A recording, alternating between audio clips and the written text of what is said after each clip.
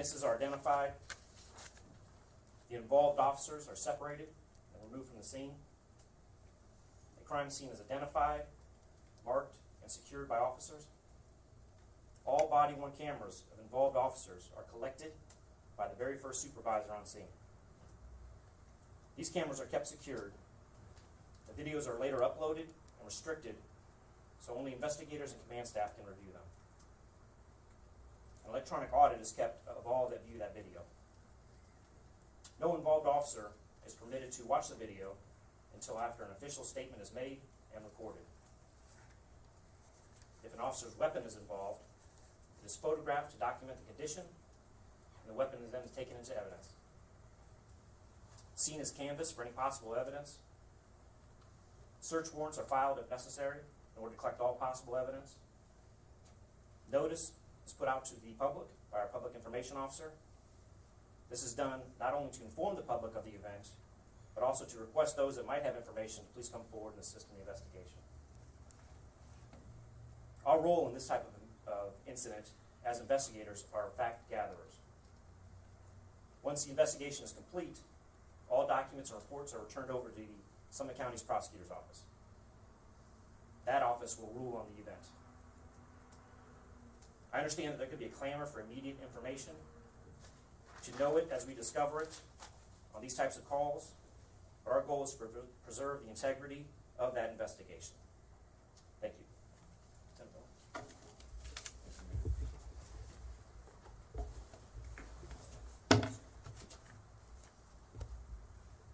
At this time, we'll take a few questions.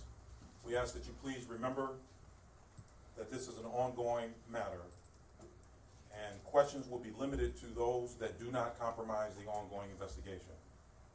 So if you have any questions, we'll take those questions at this time. Was Sir, there your name? shots that were... Hang on, sir. Sorry. Was Cade armed? Was a weapon ever found? We specifically wanted to make this evidence available to you, and we certainly at this point want to ask you your opinions. It's certainly difficult to tell that. Do you have any? Well, did the investigation reveal that he had a weapon on him? We at this point in the investigation, it was determined that Mr. Cade was not armed.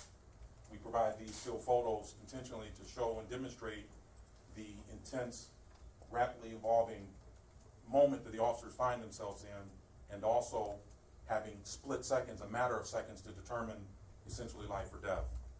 And that's what we believe the photographs provide. Were the shots fired before he got out of the car? Absolutely not. Okay.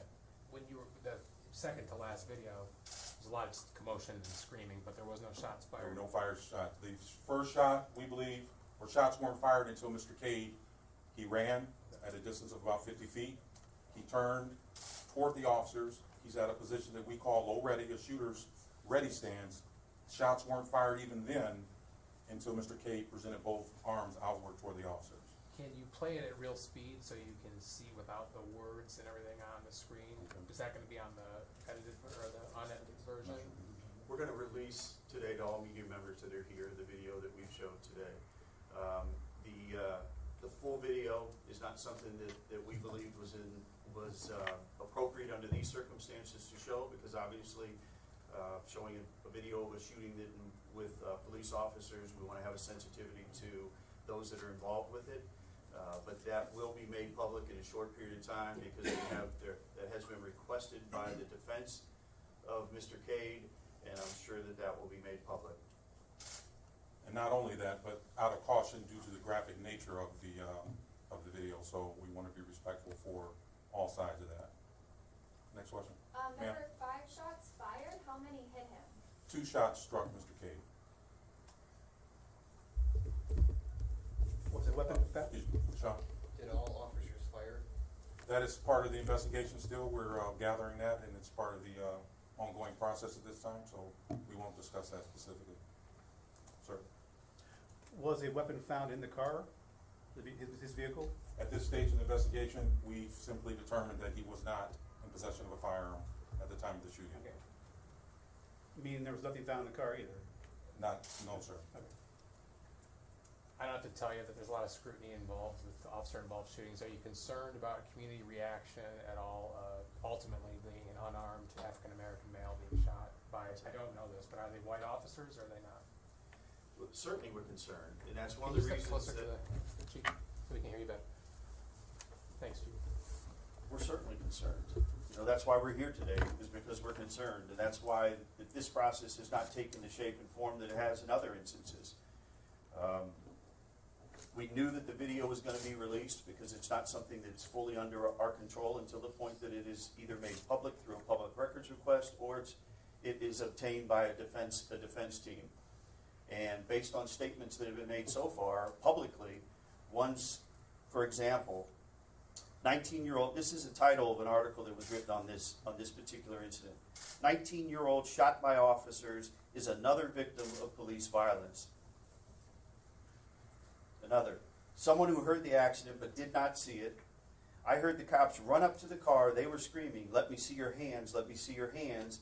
And then I heard 5 or 6 shots. I was in shock of how somebody could be shooting that quick in that kind of a situation, making it sound as if, and then other people had accused, that the officers ran up and shot this suspect as a result of him running from officers.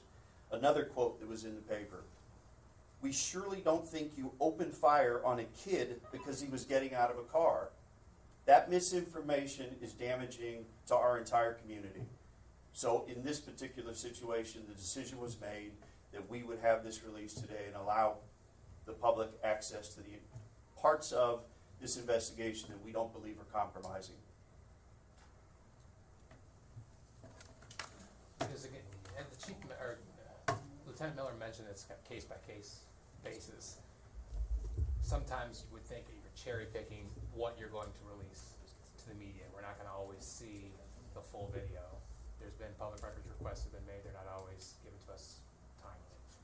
How do you respond to the public who says, well, let's put it out there in a quicker fashion so that we all can make our own judgment by seeing the whole video?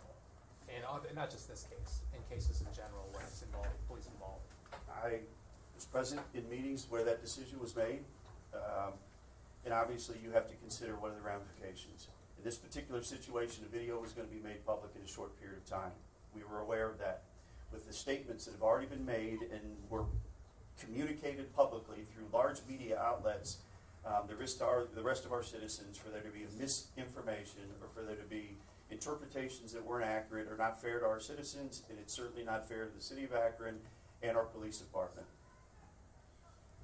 One last question. We'll take one last question and we're going to wrap it up. Do you think you could have released additional information such as he made a threatening posture or some statements to that detail level that wouldn't have compromised your investigation and might have allowed the community to have a better idea what happened earlier in the process? Okay, there is a caution with every single one of these cases that we don't release information prematurely and then find out that that information is not accurate through other courses of an investigation. Unfortunately, that happened in a prior experience with the Akron Police Department, and it was very harmful. There was nothing that was nefarious about it, but we learned that some of the facts as they were relayed were different, and they can be different. There are different perspectives involved. People remember and see things differently. So our position has been not to release them, and that position is supported by law. This is not just the police department supervisors deciding how we're going to parse out information. It's a very complicated process, and there will be critics on both sides of it, regardless of what statement we make or what process we use. Because tomorrow we'll be accused that we showed information and we haven't shown it before.